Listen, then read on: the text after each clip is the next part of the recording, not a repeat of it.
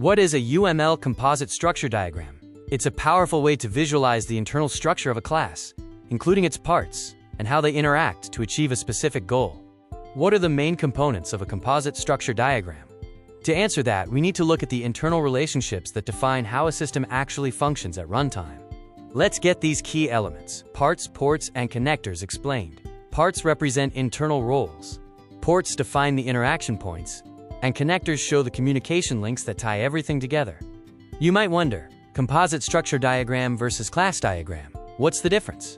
Class diagrams show static relationships, but composite diagrams go deeper to show how those pieces collaborate during runtime. When should I use a composite structure diagram? Use them when you need to specify the internal structure of a component or show how instances cooperate to produce a behavior. Ready to build? Let's jump into this step-by-step tutorial. How to create a composite structure diagram using the intelligent features in Lucidchart.